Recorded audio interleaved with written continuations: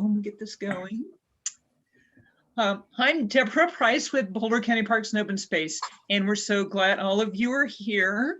You're obviously excited about nature and documenting what you see, so we're glad you're here to learn about iNaturalist this evening. I want to give you a little bit of idea about what we're going to do this evening, and then we'll go over some background information and we'll get started with the good stuff. So first of all, Tamar Krantz is one of our volunteer naturalists. She's waving and she's going to be leading a good portion of this. She's taking lots of photos on iNaturalist. And David Lawrence, David, you want to wave?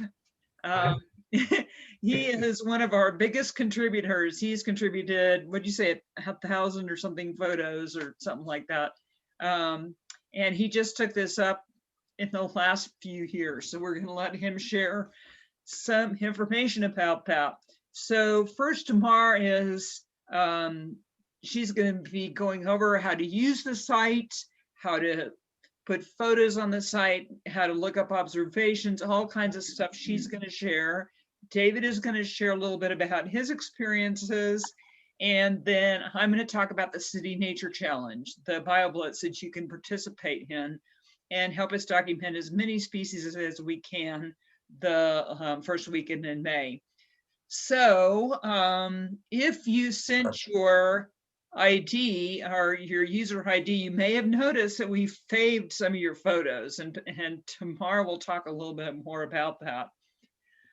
And what we're also going to do here shortly is I'm going to mute everybody, so we'll keep down background noise, but feel free anytime you want to ask a question, just unmute yourself. It's a pretty small group and we want this to be interactive and informal. So feel free to unmute yourself and just ask a question.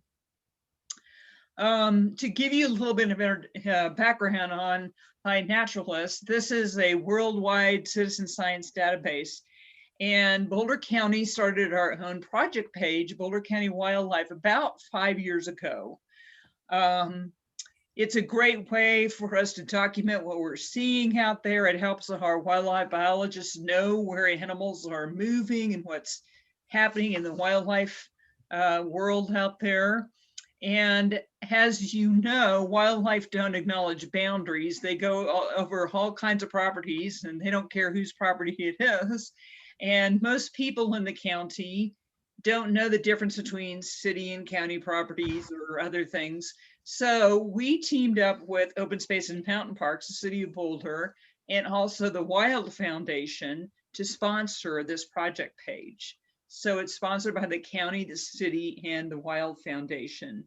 And the Wild Foundation actually takes care of managing most of the website, which is really nice. It's great for us because they take care of a lot of the technical details. So that's really helpful. In addition, we just launched a plant project page. So we now have, and Tamara is very happy about that. It's called Flora of Boulder County. So now you can also attribute plant pictures you take to our Boulder County project page. So with that, I'm gonna let Tamara take over and she's gonna bring up the website and talk about all kinds of stuff. Sure, and before I start sharing my screen, for those of you whose pictures I can see, how many of you actually have iNaturalist accounts? Yeah, oh, great. So everybody, even though you can't see me. You do too. Great. Okay, awesome. I just wanted to see how much I need to show. You might find some of this a little bit less advanced than you need it to be. So please chime in anytime. I'm going to start sharing my screen and go to the login page.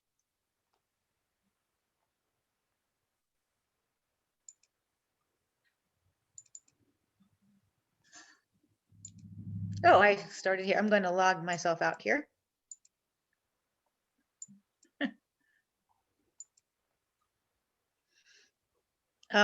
So when you Google iNaturalist and come to the homepage, you can sign up for anybody who hasn't signed up, but it sounds like everybody has already. This is where you log in. I'm hoping everybody's seeing this in real time and my internet's not too slow. Can you see where we're logging? Okay, great. So I'm going to click login.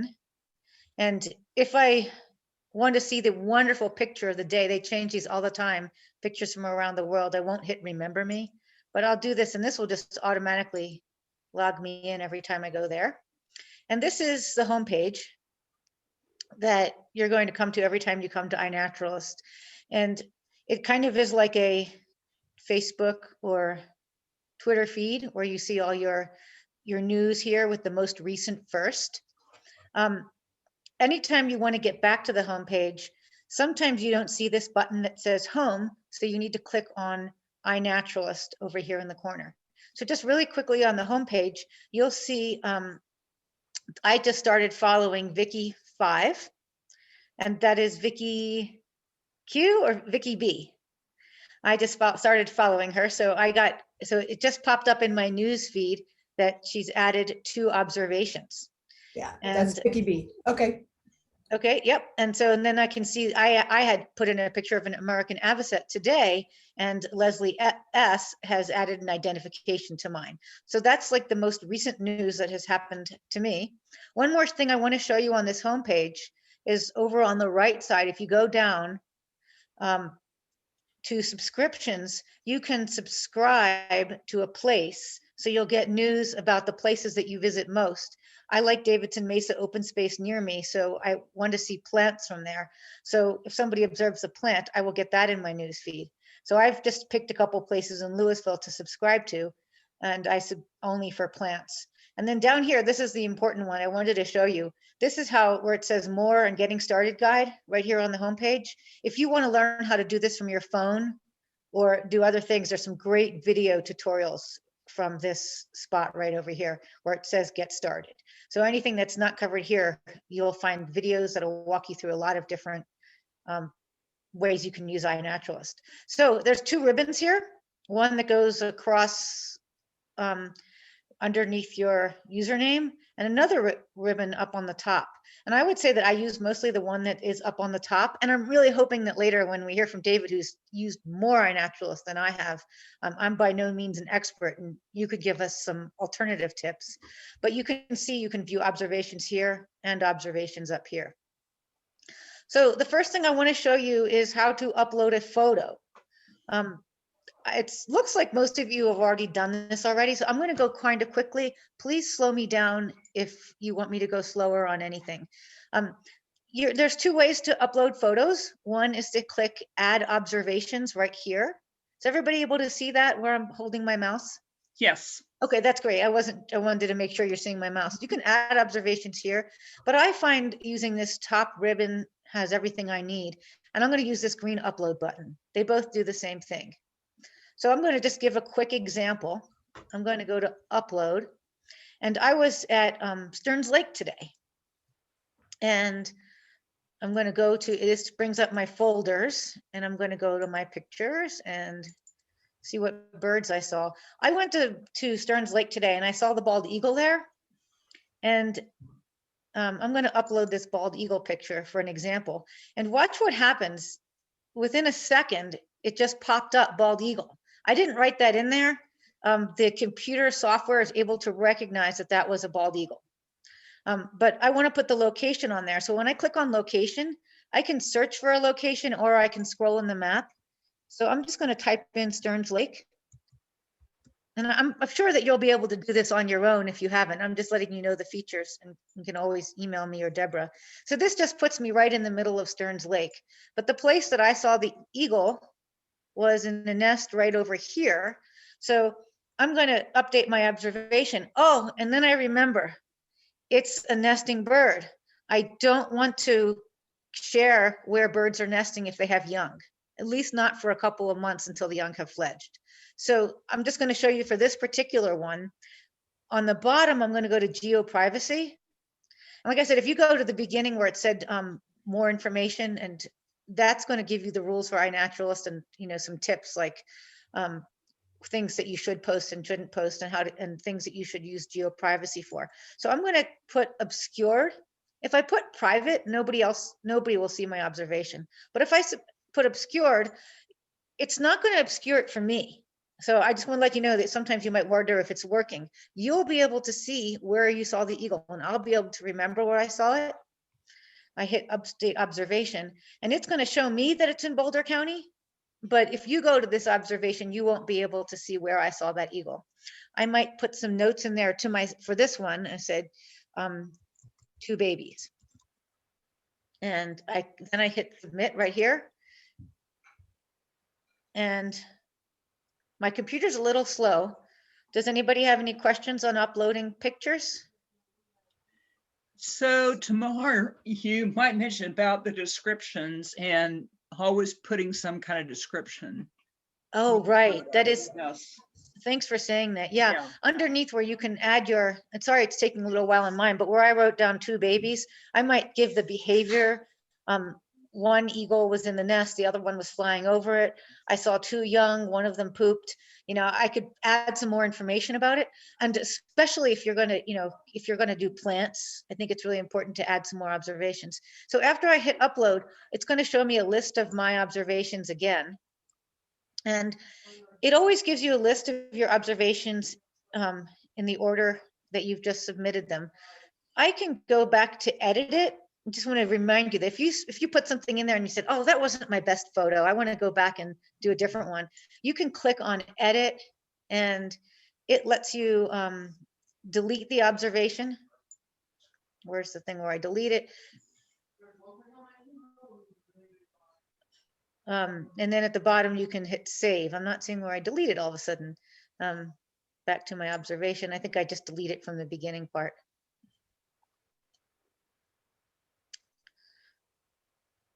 Tamar, do you upload all your photos from your desktop or do you do them from your phone? I found I much prefer doing it from my desktop. Okay. Does anybody else do it from their phone? Well, I tried today to use the phone because that's something that I would have with me out all the time and I wouldn't have to bring the back, but I can't take adequate pictures with the phone.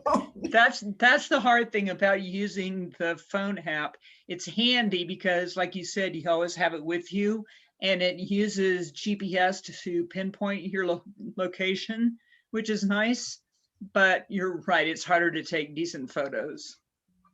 Yeah, and it wouldn't, there's not a lot of room to add in your notes. So that's a good discussion to have that's where you put the information about where you saw them and what they were doing in your notes. Is that where you put it? Yes, I do. Under here, I wrote just 2 babies. Mhm. I'm going to go ahead and delete this one just to show you how to delete it. Okay. I And also like to use my desktop for the photos because you can crop them tight before you send them. Yes. it Yes. helps it recognize it much more. Yes. Yeah. Yeah. I'm going to go. Yeah, I like that advice. And you can, after you add it from your phone, you can go back in and edit it again on your computer. And somebody had asked about like the location. You can change the location to make it more accurate, even though your phone uploads it automatically. It may not get it right especially if you're walking around a lot. So you can go ahead and pinpoint your location afterwards. When I'm looking at my observations, oh, go ahead. I was going to say, Does it automatically add the date uploaded, or can you change it to the date taken? It automatically loads the date that's on your camera. So correct me if I'm wrong, but it seems like almost all cameras will save the date and the time. So when you upload a digital photo, it will come up with the date and time automatically. But if not, you can change the date too. Right. Yeah. and I tend to take a photo if I think I'm going to put it on iNaturalist, I take a photo on my phone as well as my camera because my camera doesn't have geo information on it. And that way I can go look at the phone and remember, because flowers don't stick in my head as exactly where it was, especially if I don't upload them for a few days. That's a great idea. I like that because then you have the note, you have it recorded twice on your phone and with the other camera. Right. I'm going to show you one more feature with uploading a photo. I'm going to upload a plant this time. I was over at Skunk Canyon the other day looking for wildflowers. It was a little bit disappointing, but I'm going to upload this picture over here. And I just wanted to show you the bald eagle. It told me what it was right away. But if I put my cursor here and I click right where it says species name, it's going to load some suggestions. And it's giving me a lot of suggestions for this particular plant. So I'm going to try doing my location first.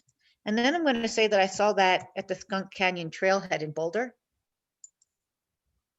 And when I update the observation, watch what happens when I click in species name. Do you see how I got a much shorter list? Hopefully you can see the whole screen that I'm seeing. It gave me only 5 suggestions, and all of those were seen nearby. So now I can look at those, and it's a lot easier for me to say, oh, wow, this is definitely a choke cherry. So I can click choke cherry over here, and it'll populate that here, or I can just pick amygdaloideae, and then once I do that and I submit this observation, it'll go back to my observations. And then if I'm not certain, I'd rather go up one taxon and go up to one more other level and go to the genus or the family rather than the species, so somebody else can come in and help me out on it. And now that's the best thing about iNaturalist is the help you get from other people as far as identification. Yeah, you know, a couple of days ago, I was out Baseline Reservoir and I put in this bird here and I didn't know what it was because I'm not really good at birds, and I couldn't tell the difference between a greater yellow legs and a lesser yellow legs. I tried to identify it by myself by using some bird apps, and I'm sorry this is going so slow. But I really want to show you is if you put something in the notes, why is this? I don't know why this is going so slow, but I put in the notes that I can't tell the difference between a greater and yellow and lesser yellow legs. And if this takes too long, I'll just tell you rather than showing you. And some really, I put in the notes here that 4 of these flew in and landed along the shore. Local Audubon says that both the lesser and the greater yellow legs migrate through Boulder County in April because they breed in Alaska and Canada. I assume that this is the non-breeding plumage. Birds just confuse me because they have breeding plumage, non-breeding plumage, male, female. I'm all confused about birds. But I go on there, and then this person here gave me an explanation and said that greater is much bigger, but that's only useful if you have them side by side. And then this person explained to me that they're actually in their breeding plumage because they're on their way back north to breed. And I found that that was really useful. And I don't think that if I didn't put in my notes that this person would have given me any explanation either. Sometimes when I get identifications without any explanation, I might just see where the person is from, because I'm not going to judge anybody young or old, but this is a birder from California who goes to school in New York, a college student in New York. But they gave me a really good explanation. And because they gave me that useful information, I appreciate it. Sometimes you might get, especially on plants, you might get some identifications, and you can look and see if it's one of the curators from iNaturalist. You can trust it more. And if you're not sure and you want more people to verify it, just go back one level. Anyway, I'll go back again. This birder from New York knew the difference between my different Boulder County birds. I just wanted to show you a little bit of exploring. Does anybody have any questions on observations? I don't want to take too much time, so let me go up to exploring. This is just one really cool thing. Oh, go ahead. Just one question. Sure. When you went into edit and you pulled up your location. Yeah. So I'm looking at my edit and I'm not seeing any place to edit that. And I'm showing, it shows it as Calkins Reservoir because that's what showed up when it's Jim Ham, but they still show it as Calkins Reservoir. Right. You should see this big map. Yeah, I do. You do? So, yeah. And if you zoomed in, you can't move it to a new place? Yeah. No, I'm not. That's not my question. My question is, how did a location popped up and it gave you a specific list of locations where you might be? Oh. Where did you generate those from past, or are those just in the system? They're in the system, Okay, but it might not have like Community Park Louisville, like a small place like that. So I'll have to put the nearest thing and then I just pan around the map. right. You can, if you watch some of those videos, you can set locations that you go to and they'll always come up. You Okay, can put some favorite locations in there. I'll show you really quickly just how to explore. And when I explore, I like to use the map and the grid more than the list. So you can look at the map, and if you're interested in a particular species, and I've got this set right now probably to Boulder County. I just wanted to show you how to use the filter feature right over here. If I want to look at observations, I could look at my own observations. But let's just say I wanted to look at somebody else's observations. I think I remember it might come up here. Was it CV? I'll try one that I have entered before. Vicky 5, right? 5, right. Yeah, so I'm gonna try, if I wanted to see what you've put in, Okay, I can update my search, and this will only give me Vicky's observations. And I can see what she's got here I can see hers and I can see where they were. Oh, there was one I wanted to share with you from one of us. So I'm going to go back to my filter real quick, and I'm going to go to CCV, CCV-CO. Hopefully I've got the person here. I was looking at this and I'm looking at this person's observation, and I saw, she has so many observations. I'm going to go to my filters and I'm just going to click on this picture over here of the mammals. Right. And I'm going to get rid of Boulder County and update the search. I just wanted to show you how you can do that. And then I thought this was really interesting. I saw this really cute picture of an Arctic ground squirrel. I'm like, well, wait a minute, that must be a prairie dog. I know this must be is this a misidentification from Boulder County? And then I look at the location, and you found that in Canada, didn't you? We did an Earth Watch up there, and I submitted several of the pictures I took because the area had nothing on iNaturalist. And got into some long discussions about some of the plants. Oh, that is great. It was rather fascinating. Had to go back to the principal investigator and to identify and get a research grade identification on the cotton grasses. Oh, that is really cool.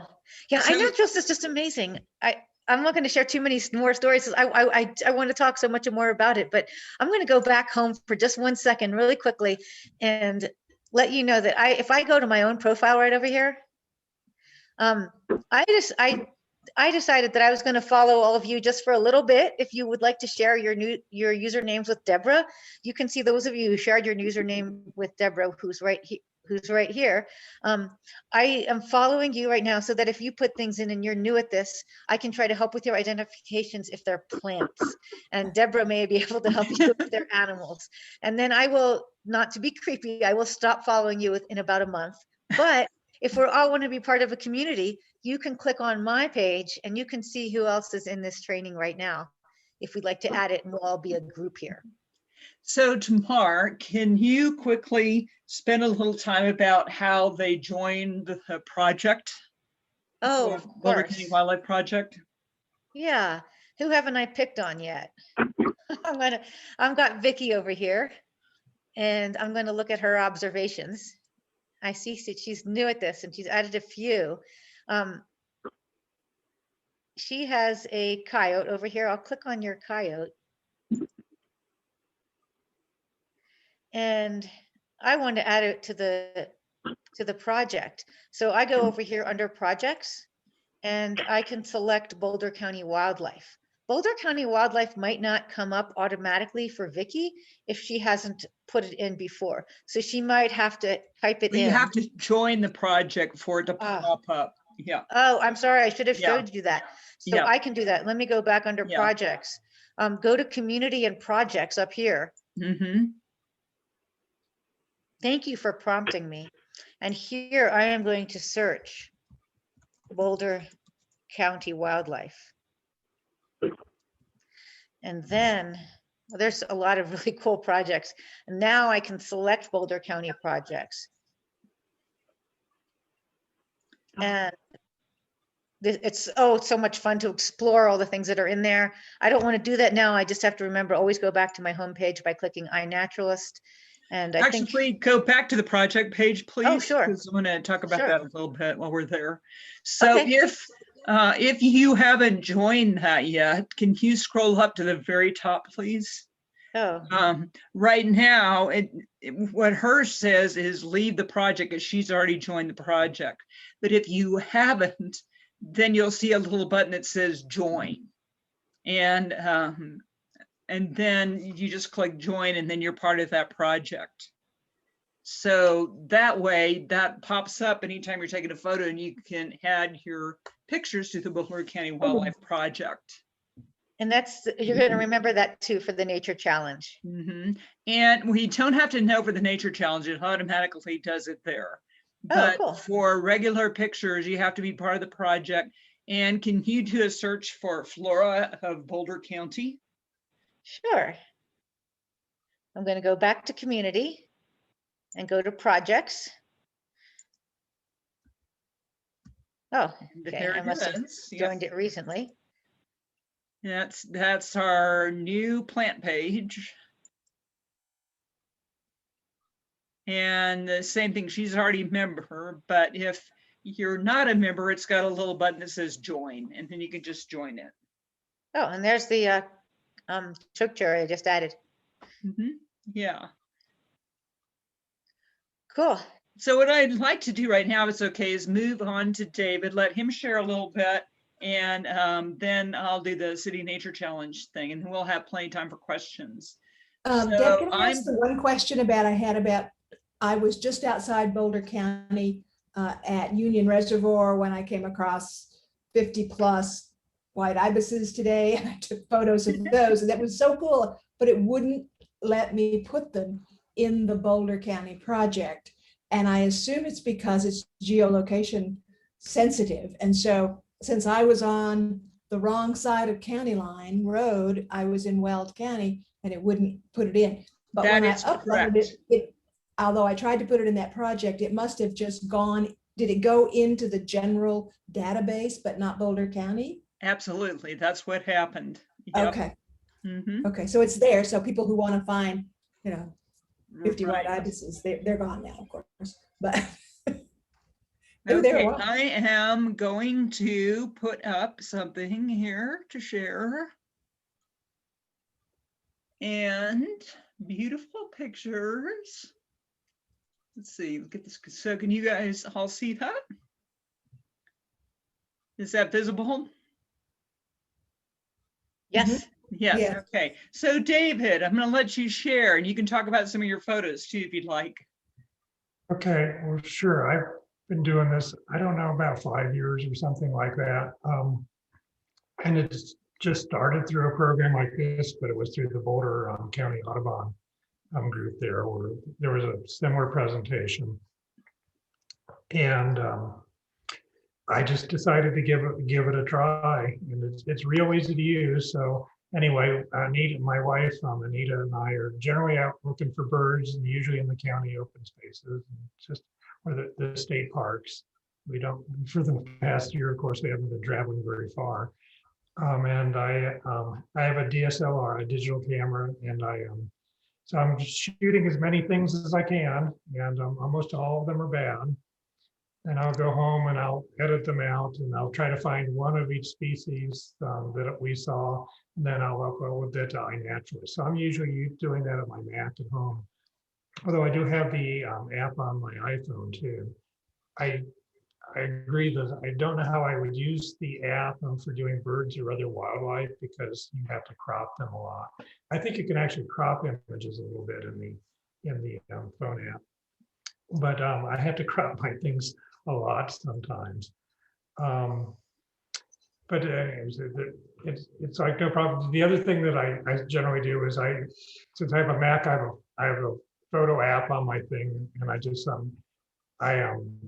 convert all my pictures to JPEGs. I think it takes a couple other things too, but JPEGs seem to be the most transferable sorts of things.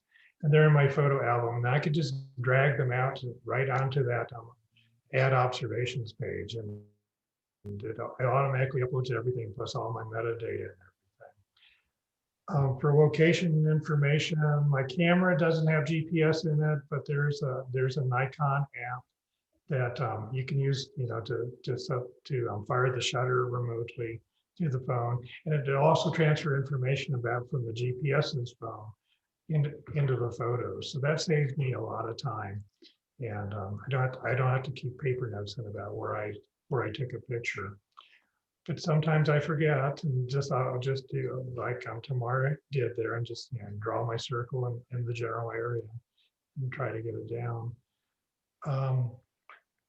So anyway, just the most common birds, you're going to see a lot of those repeated in my pictures because I saw it when I went out to walk. And I think it's so kind of interesting because you never really know when a bird's coming into an area or when it's leaving. And I certainly didn't know when I was starting these things. I'm just starting to get a grasp of that. So I like to have this history about migration, the different plumages that they have. I'm learning all the way. As far as the thing that I love about iNaturalist is I don't have to know what the thing is. I can just take iNaturalist best guess, like Tamara was demonstrating. Even if that's wrong, there's enough people in iNaturalist, and generally, particularly for birds, there's going to be, if somebody disagrees, they will just put in another identification, generally within an hour or so. A lot of the more common birds, some of the less common things will take a little bit longer. On plants, it seems to sometimes take a week or something like that. Butterflies, pretty much people will pick up, within a day or so. So you can learn just so much from other people. And there's some really good people here in the county, and those are the people that I tend to follow because they're looking at the same things that I am. And I want to know where they found it and when they found it. I can ask them questions about it. Mm-hmm. There's not really a whole lot to say about how to do anything that we haven't already seen. It's well, the one thing I want to share that I think is amazing about David is that you just took photography up about the time you started doing iNaturalist, didn't you? You kind of took it up as a new hobby. I retired about 5 years ago, and when I was doing my job, I was, doing my 60 hours a week and that. And we'd been living in central Illinois, and going outside was just something I wasn't all that interested in that. And anyway, my wife's in Colorado, so we moved back. And now, of course, there's no place I'd rather be than outside. So all this is new to me. I didn't know the birds. I still don't know the plants. I'm interested in how everything relates to each other, and I've got, so I have nothing to learn. I have nothing but things to learn.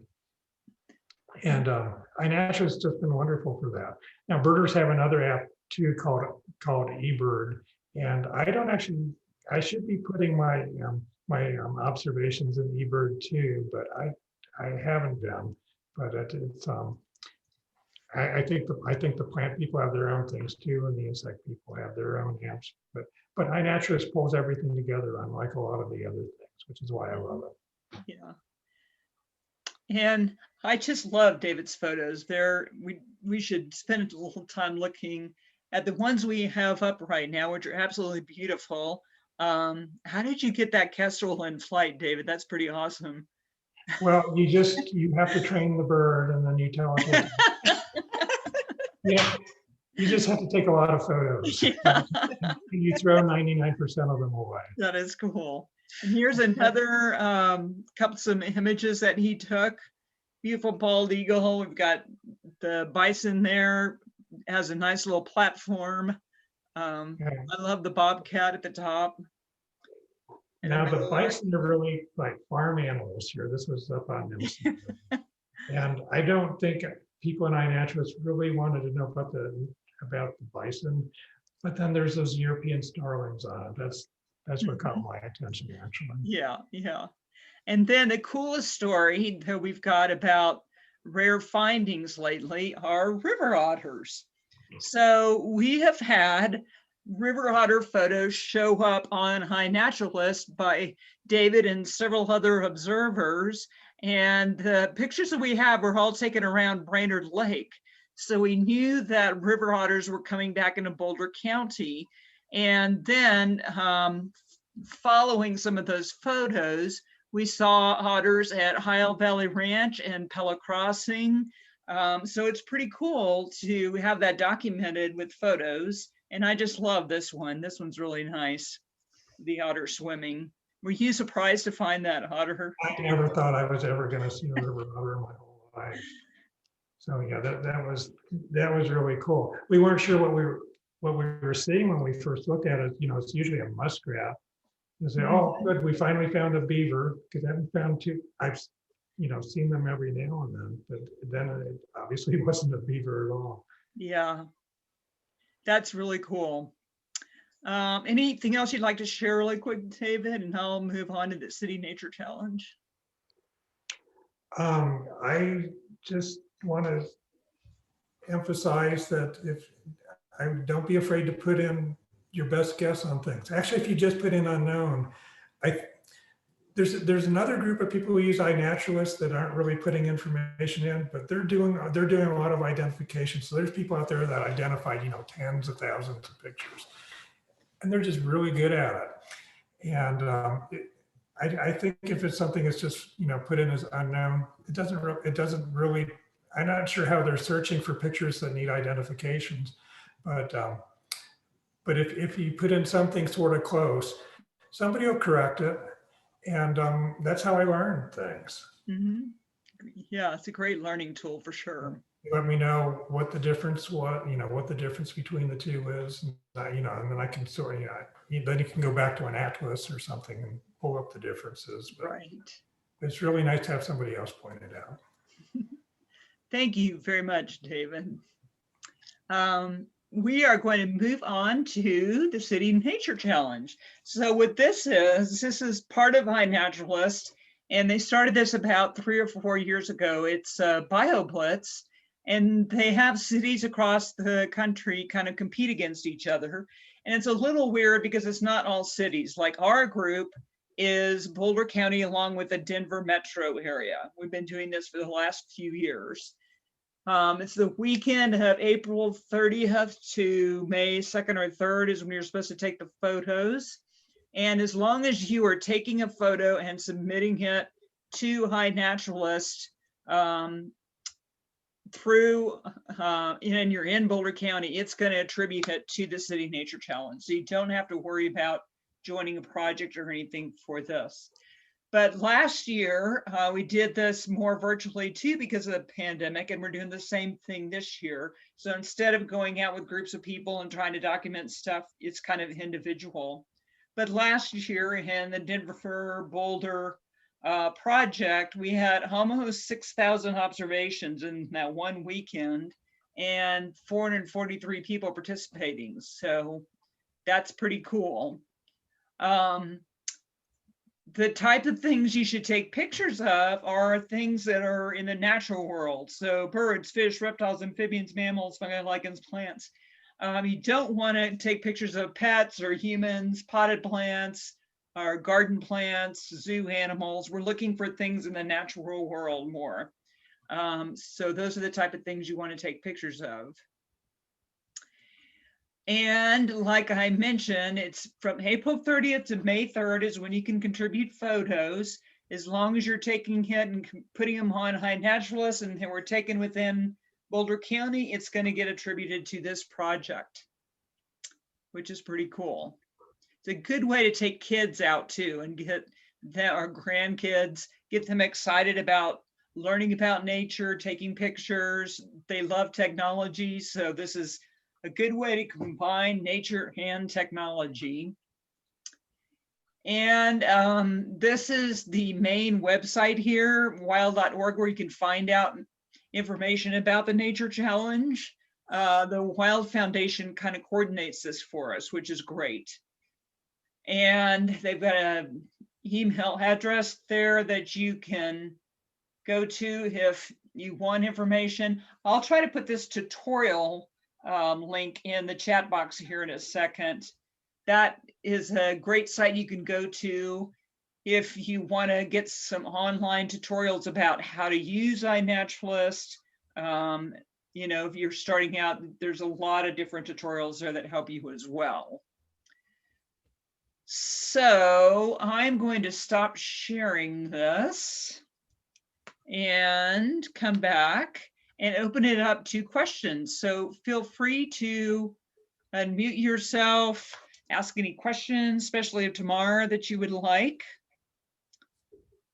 And I'm going to put this link here in chat about the tutorial. So that's in the chat box. Go ahead, Ann. I have questions about more obscure nature that you put up, because I have been doing iNaturalist for the last 3 challenges, and I do a lot of insects and I don't get a lot of IDs on them. Am I doing something wrong, or am I just unlucky because I'm choosing? I think there's probably a lot less people that know how to identify insects as well as, you know, mammals or some of the plants even. That's probably what's happening. But can I chime in for a second? Ann, are you adding that they're insects? Are you getting them to a I'm getting taxon? them. I've got my iNaturalist screen on my other computer, and I'm doing a lot of moth lighting. And so I'm getting them either to genus, or I've got them to a family group like twirler moths, and then nothing happens and they just languish without names. And I realize that it's a difficult thing to identify from photographs, but it's kind of discouraging to put a bunch of stuff up, never feel that you're really learning. Yeah, have you used bugguide.net? Oh yeah. Yeah, well. And I've also tried tagging the people that look to be the prime identifiers. And because one of my friends said that that was a way to draw their attention to the fact that you were putting up moth pictures. And I have had a little bit of help with that, but it's a bit intense to use that every time. Mm-hmm. So butterflies and moths of North America? Have you tried? Butterflies are better identified than moths. Have you used butterflies and moths of North America?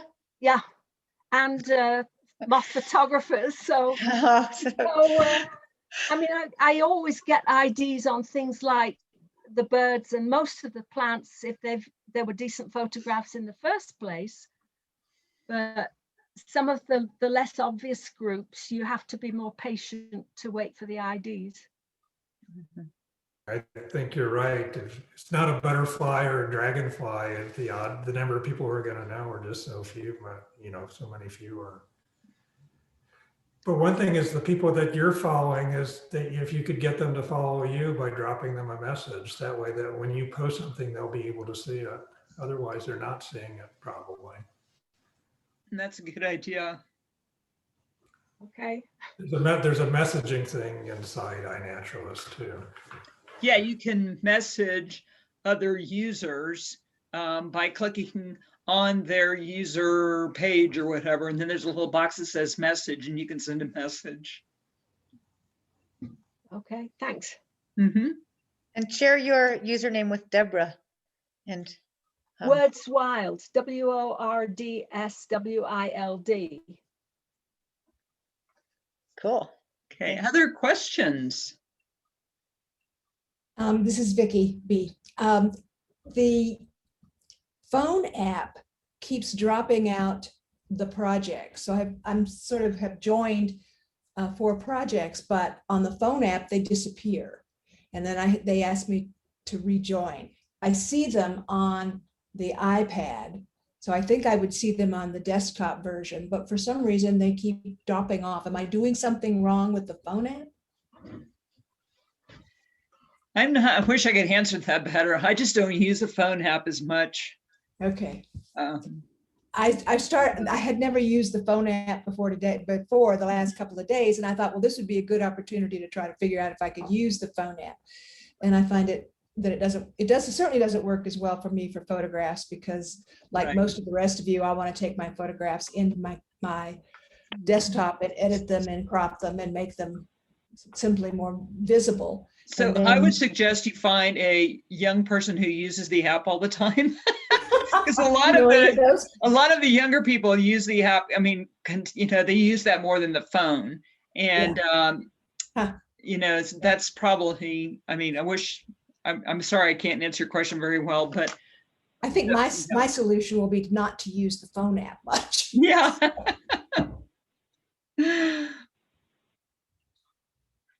Other questions? Yeah, the other Vicky here.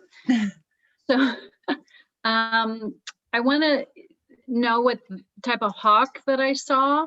So if I go back in and edit in the description and ask people to identify, will that pop up somewhere, or is it just people that happen to look at my photo? How do I get somebody to identify that?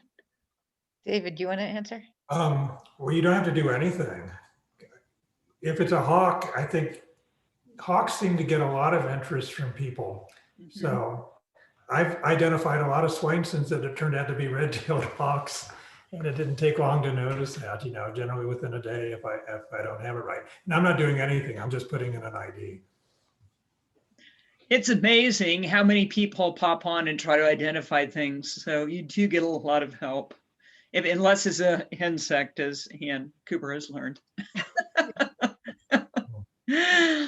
But we could take a look at it today, since you've told us about it and we know that you have uploaded a hawk. Yeah. Any other specific questions? If not, feel free to send you. I think you all have my email address. Feel free to send me questions. If I don't know the answer, I'll talk to Tamara or David or somebody, and we'll get answers for you and see if we can figure it out. But please join the City Nature Challenge. Not this weekend, but next weekend. Or you don't even have to join it. Just go out and take pictures and put them on iNaturalist, because it's a great citizen science thing to document all the species we have in this area of Colorado. So thank you. I hope you have a lot of fun with iNaturalist. It's a great way to learn. It's a great way to share information, and it's just fun. So get out there and enjoy. And thank you all for coming tonight. Any other notes, Tamara? Anything you want to say? That's great. No, I look forward to seeing everybody's pictures. Share your usernames with Deborah. I was just going to add for people that one of the things we did a few years ago when we could actually get together with other people was went out to Rabbit Mountain and just sat down in a spot with a few of us in one spot and did it as a bioblitz, where we sat there for 20 minutes to a half hour and tried to find every single plant, every single insect, every single living organism, including the birds in the sky, that we could see from that particular point. And people really got into it. It was fun, and it was a very different way, rather than just walking along and photographing the bright flowers or something. It was a different way to look at an ecosystem and see all the different components. That's a great idea, Claudia. And any of you could do that too that weekend. You can go and just pick one of the open spaces, go to it, pick a spot to sit and see what you find. And not all of them have been identified in 3 years' time. Yeah, that's right. Keep finding more things. Well, thank you all. Have a pleasant evening and have fun with iNaturalist. Bye-bye. Thank you. Thank you, guys. Bye. Bye.